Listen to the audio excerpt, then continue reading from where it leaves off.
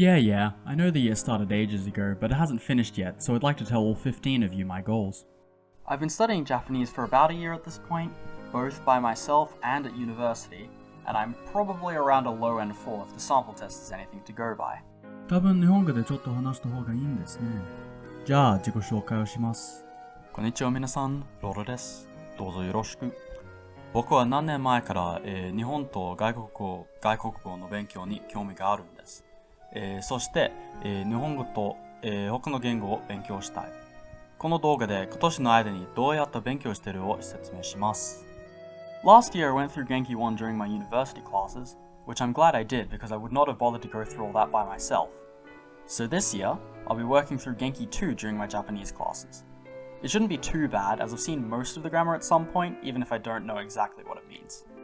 And for kanji, I've been slowly working my way through the Kodansha Kanji's Learners course, and I've recently reached the 1000 kanji mark. My plan is to study 4 new kanji for at least 300 days this year, which by the end of the year would only leave me with about 100 kanji left. At the moment, my Anki reviews take about 40 minutes, which is a bit of a pain, so hopefully that doesn't increase too much by year's end. Now for the fun stuff.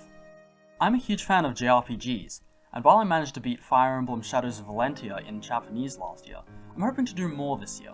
So, I'm planning to beat Persona 4 Golden and at least Trails in the Sky first chapter this year. Though since it's my first time playing through the Trails series, I'm going to play the games in English first, which is going to be pretty time consuming. However, I don't plan on moving on to the next game until I've finished the previous one in Japanese. After an interesting sequence of events that ended with me watching the live action version of Blue Spring Ride, I decided to buy all 13 volumes of the manga.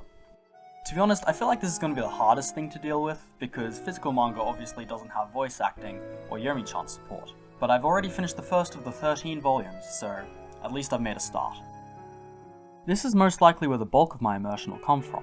Recently I've been watching Cardcaptor Sakura, Horimiya, Quintessential Quintuplets, and rewatching Kakegurui. Also, this is the perfect excuse for me to rewatch Violet Evergarden. Netflix exclusives also have Japanese audio description, which you may find interesting. So that's it for Japanese this year. However, I'm also planning to dip my toes into Mandarin a little bit. I spent some time on Lingodeer and signed up for an MOOC, but I'm not going to take it too seriously until my Japanese is a lot stronger. So, what are your language goals for this year? Comment down below, or the owl will find you.